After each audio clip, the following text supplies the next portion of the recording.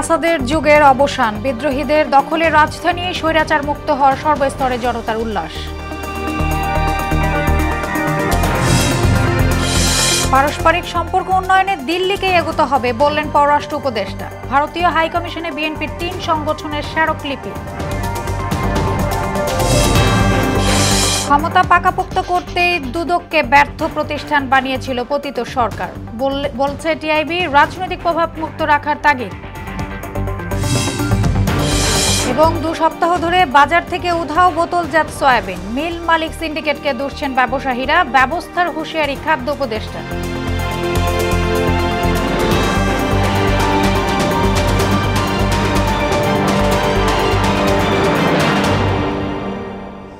আসসালামু আলাইকুম, সবাইকে স্বাগত মোহনা সংবাদে। শুনছিলেন শিরোনাম, সাথে আছি আমি সোনিয়া ইসলাম। শুরুতেই দেশের বাইরের খবর। বাশার আল আসাদের পলায়নের পর সিরিয়াকে স্বৈরশাসক মুক্ত ঘোষণা করেছে বিদ্রোহীরা। আসাদ পরিবার তথা বাপ ছেলে টানা 53 বছরের এক নায়কতন্ত্র অবসান হওয়ায় রাজপথে উল্লাসে মাতেন সর্বস্তরের জনতা। প্রেসিডেন্ট আসাদ কোথায় গেছেন বা অবস্থান করছেন তা এখনও অজানা। বিস্তারিত নাসিমুল বারী সৌরভের প্রতিবেদনে। যুগের পর যুগ নজিরবিহীন দমনপীড়ন আর জমে থাকা অসন্তোষের চূড়ান্ত বিস্ফোরণ দেখা গেল সিরিয়ায়। সশস্ত্র বিপ্লবের মাধ্যমে এরই মধ্যে দামেস্কের উত্তরে অবস্থিত হোমস শহরের পুরোপুরি নিয়ন্ত্রণ নিয়েছে বিদ্রোহীরা। ঘিরে ফেলেছে রাজধানী দামেস্ক। এর আগে রাজধানীর বিমানবন্দরে ব্যাপক বিশৃঙ্খলা দেখা দিয়েছে। এদিকে বিদ্রোহী যোদ্ধারা দামেস্কে ঢুকে পড়ার পর ব্যক্তিগত উড়োজাহাজে করে অজ্ঞাত স্থানে পালিয়ে গেছেন প্রেসিডেন্ট বাশার আল আসাদ। তবে তিনি কোথায় পালিয়েছেন তা কেউই বলতে পারছে না। অবশ্য আসাদ পালালেও পালিয়ে যাননি সিরিয়ার প্রধানমন্ত্রী মোহাম্মদ গাজী আল জালালি। তিনি দামেস্কে তার বাড়িতেই অবস্থান করছেন, হাত মিলিয়েছেন বিদ্রোহীদের সঙ্গে। বাশার আল আসাদের পালিয়ে যাওয়ার খবরে মধ্যপ্রাচ্যের এই দেশটির রাজধানীতে রাস্তায় নেমেছে লাখো মানুষ। উল্লাস প্রকাশের পাশাপাশি স্বাধীনতা নিয়ে বিভিন্ন স্লোগানও দিতে দেখা যায়। এই সময় সিরিয়ার জনগণের পাশাপাশি বন্দীদের মুক্ত করা এবং সেদনায়া কারাগারে অন্যায়ের যুগের সমাপ্তি ঘোষণা করে বিদ্রোহীরা। এদিকে সিরিয়ার সশস্ত্র বিদ্রোহী গোষ্ঠী ঘোষণা করেছে যে আসাদের শাসনের অবসান সিরিয়ার ইতিহাসে নতুন এক যুগের সূচনা করেছে। এক বিবৃতিতে তারা বলেছে, বাদ শাসনের অধীনে 50 বছর ধরে চলা দমনপীড়ন, 13 বছরের অন্ধকার যুগের অবসান হয়েছে। বিদ্রোহীরা তাদের জয়কে ঐতিহাসিক মুহূর্ত হিসেবে অভিহিত করেছে।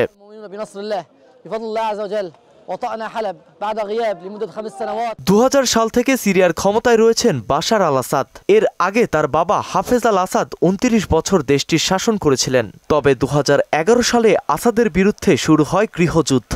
সিরিয়ায় 14 বছরের গৃহযুদ্ধ শেষে বিদ্রোহীদের বিজয় এবং আসাদের সরকার ভেঙে পড়ার মধ্য দিয়ে দেশটির রাজনৈতিক ভবিষ্যৎ নতুন এক অজানা পথে যাত্রা শুরু করল।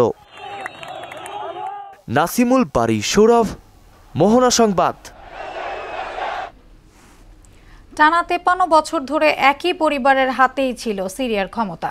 প্রথমে বাবা হাফিজ আল আসাদ 29 বছর ধরে ক্ষমতায় থাকেন।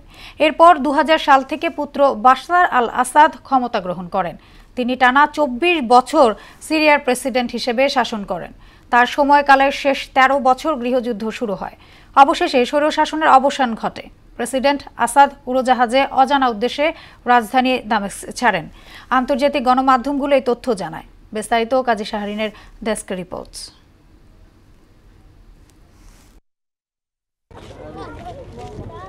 সিরিয়ায় আসাদ পরিবারের শাসনের শুরু হয় 1970 সালের দিকে হাফিজ আল আসাদের ক্ষমতা গ্রহণের মাধ্যমে। তাকে আধুনিক সিরিয়ার রূপকারও বলা হয়। তিনি ছিলেন আরব সোশ্যালিস্ট বার্থ পার্টির নেতা। 1930 সালে সিরিয়ায় তার জন্ম। 1946 সালে দলটির রাজনীতিতে যুক্ত হন তিনি।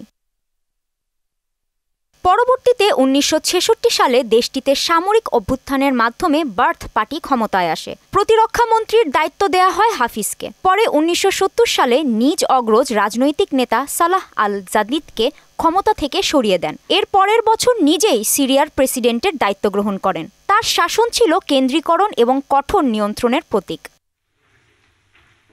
টানা 29 বছরের শাসনে হাফিজ আল আসাদ সরকারি প্রতিষ্ঠানগুলোয় নিজের পছন্দের ও বিশ্বস্ত লোকদের নিয়োগ দিয়েছিলেন। হাফিজ আল আসাদের মৃত্যুর পর 2000 সালে নিজ ছেলে বাশার আল আসাদ ক্ষমতায় বসেন।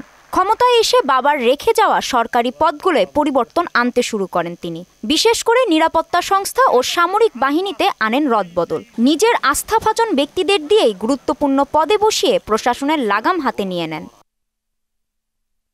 তার শাসনামলের বিরুদ্ধে প্রথম থেকেই বিক্ষোভ শুরু হয়। জনগণ, বিশেষ করে দেশের বেকার তরুণদের প্রতিবাদে উত্তাল হয়ে ওঠে সিরিয়া। সেই প্রতিবাদ রুখতে শুরু করেন দমনপীড়ন। এতে রাজপথে রক্ত ঝরে, শান্তি ও সংঘাত ছড়ায় দেশ জুড়ে। এরপর সিরিয়া আঞ্চলিক এবং বৈশ্বিক পরাশক্তির বিরোধিতার মুখে পড়ে। 2023-এর শুরু থেকেই সিরিয়া সংকটে পড়ে যায় এবং তার বিরুদ্ধে বিদ্রোহীরা ক্রমশই অগ্রাসী হয়ে ওঠে। অবশেষে 13 বছরের গৃহযুদ্ধের অবসান হয় আজ। কাজী শাহরিন, মোহনা সংবাদ। কোনো বিদেশিকে অবৈধভাবে দেশে থাকতে দেয়া হবে না বলে কড়া হুঁশিয়ারি দিলেন স্বরাষ্ট্র উপদেষ্টা জাহাঙ্গীর আলম চৌধুরী। বর্ডারে অবৈধ অনুপ্রবেশ বরদাস্ত করা হবে না বলেও জানান তিনি। আর 5ই আগস্টের পর অবনতিশীল ঢাকা দিল্লির সম্পর্ক উন্নয়নে দিল্লিকে এগিয়ে আসতে হবে বলে জানালেন পররাষ্ট্র উপদেষ্টা তাওহিদ হোসেন। রাজধানীতে আলাদা অনুষ্ঠানে এসব কথা বলেন তারা। শামীমুজ্জামান চৌধুরীর রিপোর্ট। রোববার দুপুরে সচিবালয়ে আইনশৃঙ্খলা পরিস্থিতি নিয়ন্ত্রণ সভায় যোগ দেন স্বরাষ্ট্র উপদেষ্টা জাহাঙ্গীর আলম চৌধুরী। বলেন, বড়দিন 31st নাইটে আইনশৃঙ্খলা পরিস্থিতি স্বাভাবিক রাখতে সব ধরনের ফানুস ওড়ানো ও আতশবাজি ফুটানো নিষিদ্ধ করা হয়েছে। 31st নাইটে যে আমাদের যে নর্মাল বারগুলি আছে এগুলি আমরা বন্ধ রাখবো। আমরা ফানুস উড়ানোর জন্য নিষেধ করেছি, যেন ফানুস কেউ না উড়ায়। ওই সময় আমরা এই ভাইদেরও বলছি, তারাও সবাই রাজি হয়েছে, যেন আতশবাজি ফানুস এগুলির জন্য আমরা নিষেধ করেছি। এ সময় অবৈধ কোনো বিদেশিকে দেশে থাকতে দেওয়া হবে না বলেও সাফ জানান স্বরাষ্ট্র উপদেষ্টা।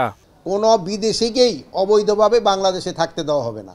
এটা আপনারা ভালোভাবে এই নিউজটা করবেন এবং এই যে আমাদের যে বিজ্ঞপ্তিটা এটা খুব ভালোভাবে আপনারা প্রচার করে দেবেন। এদিকে জাতীয় প্রেস ক্লাবে এক সেমিনারে পররাষ্ট্র উপদেষ্টা তৌহিদ হোসেন বলেন, সাম্প্রতিক সময়ে ভারতের সঙ্গে বাংলাদেশের সম্পর্কের কারণে দুই দেশের অর্থনীতি ক্ষতিগ্রস্ত হচ্ছে। তবে সম্পর্ক উন্নয়নে দিল্লিকেই এগিয়ে আসতে হবে বলেও মত দেন পররাষ্ট্র উপদেষ্টা। 5 আগস্টের আগে এবং পরে ভারতের সাথে সম্পর্কে নিশ্চয়ই একটা গুণগত পরিবর্তন হয়েছে।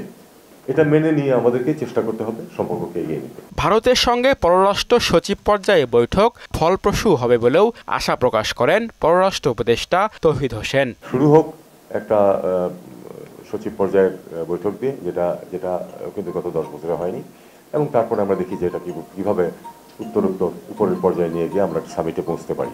শামীমুজ্জামান চৌধুরী, মোহনা সংবাদ, ঢাকা। বাংলাদেশে সহকারী হাইকমিশনে হামলা, জাতীয় পতাকার অবমাননা এবং সাম্প্রদায়িক দাঙ্গা সৃষ্টির পায়তারার প্রতিবাদে ভারতীয় হাইকমিশনে পদযাত্রার পাশাপাশি স্মারকলিপি দিয়েছে বিএনপির 3 সংগঠন। পদযাত্রাটি পুলিশি বাধার মুখে পড়লে স্মারকলিপি জমা দেন যুবদল, স্বেচ্ছাসেবক দল ও ছাত্র দলের 6 প্রতিনিধি। আরও জানাচ্ছেন তানজিদ ভুঁইয়া।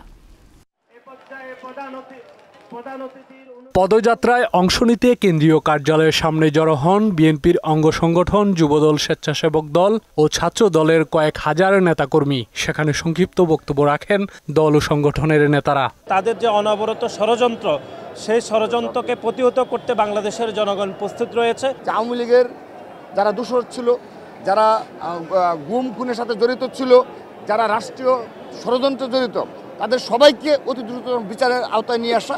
প্রত্যেকেই শহীদ রাষ্ট্রপতি জিয়া রহমানের উত্তরসূরি বিপ্লবের চেতনা, আমরা স্বাধীনতার চেতনা বিক্রি করি না, আমরা ধারণ করি।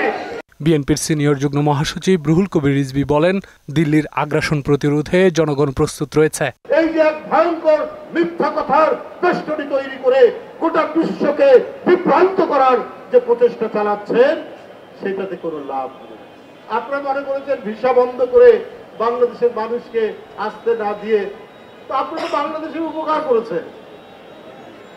বাংলাদেশ বিলিয়ন বিলিয়ন ডলার খরচ করত, বিলিয়ন ডলার পাচারও হবে না, আর আমাদের ডলারগুলো সেখানে যাবে না। পরে পদযাত্রাটি বিএনপির নয়াপল্টনের কেন্দ্রীয় কার্যালয় থেকে ভারতীয় হাই কমিশন অভিমুখে যাত্রা করে। আজকে আমরা স্মারকলিপি দিতে যাচ্ছি দূতাবাসে। এর আগে আমাদের দূতাবাসে হামলা হয়েছে, তো উগ্রপন্থীরা হামলা করেছে। সেটারই প্রতিবাদে আমরা গত দুদিন আগে আমরা মিছিল করেছি। আমাদের রক্তে কেনা এই দেশ বাংলাদেশ এমনিতে অর্জন হয়নি। কাকরাইল মোড় শান্তিনগর হয়ে রামপুরা ব্রিজে গেলে পুলিশি বাধার মুখে পড়ে পদযাত্রাটি। পরে পুলিশের প্রস্তাবে 6 সদস্যের প্রতিনিধি দল ভারত হাইকমিশনে গিয়ে স্মারকলিপি পেশ করেন। সবাইকে ঐক্যবদ্ধ থাকার আহ্বান জানান প্রতিনিধি দলের সদস্যরা।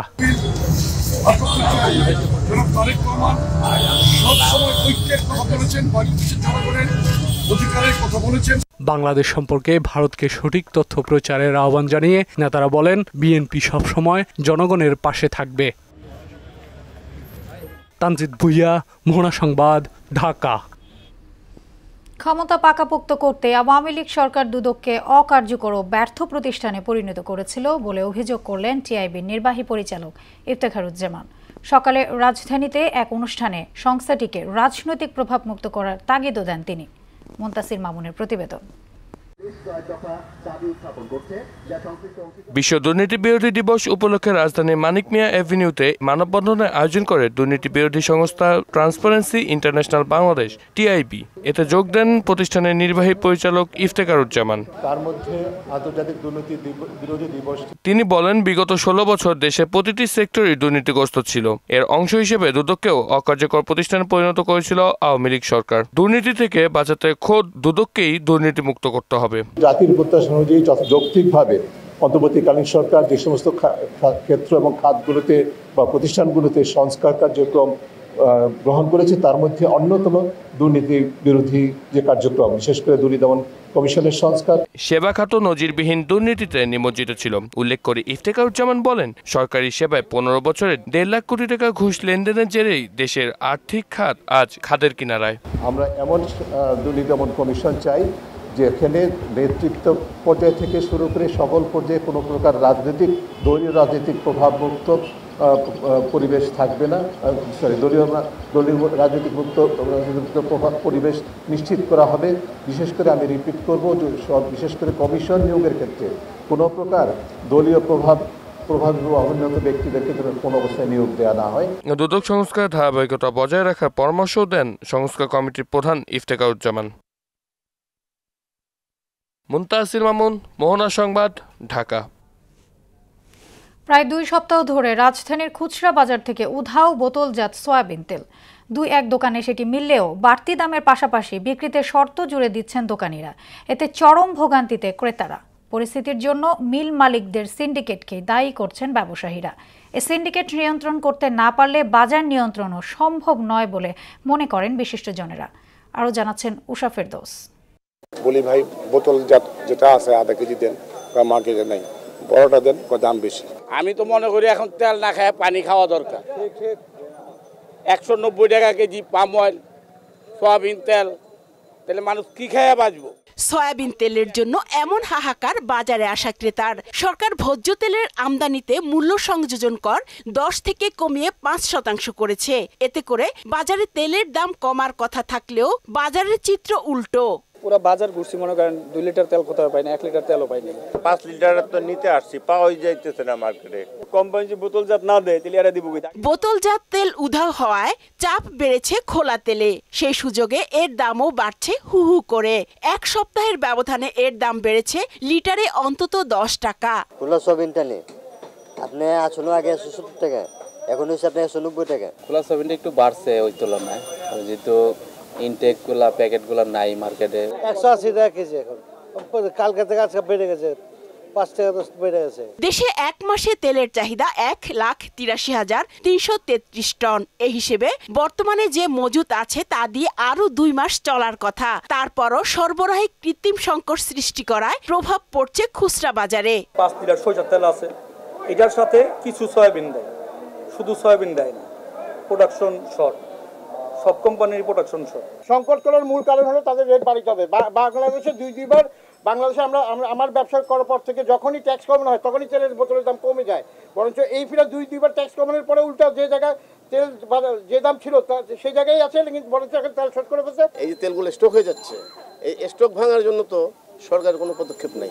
সংকটের শুরুতেই এলসি খোলার হার ও আমদানি পরিস্থিতি নজরদারির পাশাপাশি সিন্ডিকেট নিয়ন্ত্রণের পরামর্শ দিলেন এই বিশিষ্টজন। এই সিন্ডিকেট করলে আপনাকে 7 দিনের জেল দেওয়া হবে, 3 মাসের জেল দেওয়া হবে। একজন মানুষ মনে করে আমি 100 কোটি টাকা ইনকাম করে 6 মাস জেল খাটলে আমার লাইফের কিছুই হবে না, কারণ সে তখন তার মানুষ সম্মানের বিষয়টা চিন্তাই করে নাই, সে তো করাপশন করে 100 কোটি ইনকাম করলো। বাংলাদেশে ব্যবসায়ীরা এই 5 বছর 7 বছরে 1000 কোটি টাকার মালিক হয়, যেটা পৃথিবীর কোথাও সম্ভব না। আইনের প্রয়োগটা কম, আমাদের পলিসিগুলো রিভিউ করা দরকার। একই সঙ্গে খুচরা বাজারের পাশাপাশি মিলেও তদারকি তাগিদ দেন তিনি। পলিসিটা রিভিউ করা প্রয়োজন। উষা ফেরদৌস, মোহনা সংবাদ, ঢাকা। যারা নিত্যপণ্য মজুত করে বাজার অস্থিতিশীল করছে তাদের বিরুদ্ধে কঠোর ব্যবস্থা নেওয়া হবে। বাজার নিয়ন্ত্রণে সর্বোচ্চ চেষ্টা করছে সরকার। মোহনা টেলিভিশনের সঙ্গে একান্ত সাক্ষাৎকারে এসব কথা জানিয়েছেন খাদ্য উপদেষ্টা আলী ইমাম মজুমদার। তিনি আরও জানান, চালের বাজারে নৈরাজ্য দূর করতে এরই মধ্যে নানামুখী উদ্যোগ নেওয়া হয়েছে। শামীমুজ্জামান চৌধুরীর বিশেষ প্রতিবেদন। দেশের বাজারে চালের সরবরাহ স্বাভাবিক, তারপরও ভোক্তার স্বস্তি মিলছে না। গেল 1 মাসে দাম বেড়েছে 8% পর্যন্ত। দাম নিয়ন্ত্রণে শুল্ক প্রত্যাহার টাস্কফোর্স গঠন করা হলেও বাজারে প্রভাব নেই। চালের বাজারে নৈরাজ্য নিয়ে সরকারও বিপাকে। আমদানি শুল্ক কমানো, টাস্কফোর্স গঠন সহ নানা উদ্যোগ নিলেও কমছে না চালের বাজার। দাম বাড়ছে তো মেলা দিন হয়েছে, ওইভাবেই আছে আর কি। এখন আর কমে নাই, আর কোনো ইয়ে নাই। ওই সময় আমরা শুনছিলাম যে ইন্ডিয়া থেকে যদি চাল ইম্পোর্ট করা হয় তাহলে হয়তো দাম কমবে। পুরান চালের দাম কোনো চালের দামে কমে না, কমবে চালের পুরো যদি আমদানি হয়ে যায় হয়তো কমতে পারে নতুন চাল আসলে। বাড়তি দামই আছে, কিন্তু যারা পরিচিত বা রিকোয়েস্ট করলে হয়তো 2-1 টাকা কমায়। চালের দাম স্থিতিশীল রাখার পাশাপাশি খাদ্য নিরাপত্তায় কৃষকের ন্যায্য মূল্য নিশ্চিতে কাজ চলছে বলে জানান খাদ্য উপদেষ্টা। খাদ্য নিরাপত্তার প্রথম সারির সৈনিক কিন্তু কৃষকের স্বার্থটা উপেক্ষা করা চায় না, যে তারা মোটামুটিভাবে একটা ফেয়ার প্রাইস পাক। যে জন্য এবার আমরা আমনের যে আভ্যন্তরীণ সংগ্রহ, এটার দাম কিন্তু ধানে এবং চাউলে প্রতিটাতে 3 টাকা করে কেজিতে বাড়ানো হয়েছে। খুব বেশি হলে কিন্তু আমাদের মতো লোক যারা আছে, ক্রেতা যারা, তারা আমরা সাফার করবো। সেটাও যাতে না হয় তার জন্য আমরা কিন্তু বিভিন্নভাবে মার্কেটে ফুড গ্রেন ইনজেক্ট করি। খাদ্য উপদেষ্টা বলেন, মার্কেট কৌশল অনেক সময় সরকারের নিয়ন্ত্রণের বাইরে চলে যায়। তবে অতিরিক্ত মজুত করে সংকট সৃষ্টি করলে ব্যবস্থা নেওয়া হবে বলে জানান তিনি। মার্কেট মেকানিজম কিন্তু অনেক কিছুকে কিন্তু সরকারের নিয়ন্ত্রণের বাইরে নিয়ে যায়। আমরা এখানে মোটামুটি 5 লাখ টনের মতো চাল আমরা আমদানি করব এবং 2 থেকে 3 লাখ টনের মতো গম আমরা আমদানি করবো। এই ব্যাপারে আমরা করেছি। We are in a challenging situation.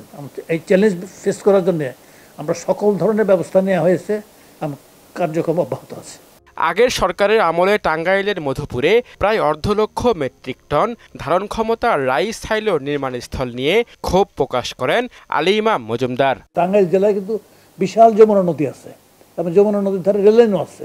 এর ধারে কাছেও যদি এটা করা হতো আর কি, এই সাইলোটা নির্মাণ করা হতো, অনেক বেশি কাজে লাগতো। সরকারের এই টাকাটা প্রায় 220 কোটি টাকার মতো খরচ হয়ে গেছে এবং কাজ প্রায় শেষ। শামীমুজ্জামান চৌধুরী, মোহনা সংবাদ, ঢাকা। নোবেল জয়ী অর্থনীতিবিদ ডক্টর মোহাম্মদ ইউনূসের বিরুদ্ধে শ্রম আইনের 5 মামলার কার্যক্রম বাতিল করে হাইকোর্টের দেয়া রায় বহাল রেখেছেন সুপ্রিম কোর্টের আপিল বিভাগ। রোববার হাইকোর্টের রায়ের বিরুদ্ধে রাষ্ট্রপক্ষের করা লিভ টু আপিল খারিজ করে বিচারপতি মোহাম্মদ আশফাকুল ইসলামের নেতৃত্বাধীন 3 বিচারপতি আপিল বিভাগ এই আদেশ দেন। এই আদেশের ফলে শ্রম আইনের 5 মামলার কার্যক্রম বাতিল করে হাইকোর্টের দেয়া রায় বহাল থাকলো বলে জানিয়েছেন ডক্টর ইউনূসের পক্ষের আইনজীবী। গ্রামীণ কমিউনিকেশনের কিছু এমপ্লয়ি তাদের চাকরি সংক্রান্ত ব্যাপারে কতগুলি মামলা দায়ের করেছিল। ওই মামলাগুলি মহামান্য হাইকোর্ট বিভাগে স্টে দিয়েছিল এবং পূর্ণাঙ্গ শুনানি করে এগুলিকে খালাস দিয়ে দিয়েছে। আমি রাষ্ট্রীয় অধীনে থাকার ফলে কখনো যেন রাষ্ট্রীয় কোনো সিদ্ধান্তে আমার মামলা বাতিল গ্রহণযোগ্য হবে না। দেশের উত্তর জনপদে শীতে বিপর্যস্ত জনজীবন। ঘন কুয়াশায় ঢাকা পড়েছে উত্তর জেলার দিনাজপুর, পঞ্চগড়, গাইবান্ধা ও রংপুর। চরম বিপাকে পড়েছেন খেটে খাওয়া মানুষ। এদিকে দক্ষিণের জেলাগুলোতে জেঁকে বসেছে শীত, বাড়ছে কুয়াশা ও শীতের তীব্রতা। বিস্তারিত জানাচ্ছেন শারমিন স্বর্ণা। ঘন কুয়াশা আর কনকনে বাতাসে দিনাজপুরে হাড় কাঁপানো শীত। খড়কুটা জ্বালিয়ে শীত নিবারণের চেষ্টা করছে নিম্নআয়ের মানুষ। শীতের কারণে বেড়েছে ঠান্ডাজনিত রোগ ব্যাধি। হাসপাতাল ও স্বাস্থ্যকেন্দ্রগুলোতে বাড়ছে রোগীর সংখ্যা। 4 দিন হতে ভর্তি হয়েছি, ঠান্ডা লাগছে, নিউমোনিয়া ধরে গেছে, সর্দি, জ্বর, কাশি, ওই জন্য আসছি আমরা ভর্তি হওয়ার জন্য, এখানে চিকিৎসার জন্য। বাচ্চাটা আসলে নিউমোনিয়া হয়েছিল, মানে নিউমোনিয়া ধরা পড়ছে, এর জন্য ভর্তি হয়েছে। এছাড়া প্রতিদিন আউটডোরে চিকিৎসা নিচ্ছেন অনেকে। হঠাৎ করে রোগীর চাপ বাড়ায় হিমশিম হাসপাতালে দায়িত্বরত চিকিৎসকরা। যত খারাপ অবস্থায় হোক না কেন, শুরুতেই যদি হাসপাতালে নিয়ে আসে তাহলে সেটা খারাপ অবস্থার চাইতে আমরা খুব তাড়াতাড়ি বাচ্চারা সুস্থ হবে তাড়াতাড়ি। একই চিত্র উত্তরের জেলা পঞ্চগড়, গাইবান্ধা ও রংপুরের। ঘন কুয়াশার কারণে সড়কগুলোতে হেডলাইট জ্বালিয়ে চলাচল করছে দূরপাল্লার যানবাহন। প্রয়োজন ছাড়া ঘর থেকে বের হচ্ছেন না অনেকে। এদিকে কুয়াশা আর কনকনে ঠান্ডায় বিপর্যস্ত হয়ে পড়েছে পিরোজপুরের জনজীবন। গত কয়েকদিন ধরে তাপমাত্রা অনেক কম থাকায় ভোগান্তিতে সাধারণ মানুষ। শারমিন স্বর্ণা, মোহনা সংবাদ। দেশের বাইরের আরো খবর। অবরুদ্ধ গাজা ভূখণ্ডে ইসরায়েলি বর্বর হামলায় একদিনে কমপক্ষে আরও অর্ধশতাধিক ফিলিস্তিনি নিহত হয়েছেন। এতে করে উপত্যকাটিতে নিহতের মোট সংখ্যা ৪৪,৬৫০ ছাড়িয়ে গেছে। এছাড়া গত বছরের অক্টোবর থেকে চলা এই হামলায় আহত হয়েছেন লক্ষাধিক ফিলিস্তিনি। মন্ত্রণালয় বলেছে, গত ২৪ ঘন্টায় ইসরায়েলি বাহিনীর অব্যাহত আগ্রাসনে ৫২ জন নিহত এবং আরও ১৪২ জন আহত হয়েছেন। অনেক মানুষ এখনও ধ্বংসস্তূপের নিচে আটকা পড়ে আছে। শেষ করব মোহনা সংবাদ, যাবার আগে শিরোনামগুলো আরো একবার।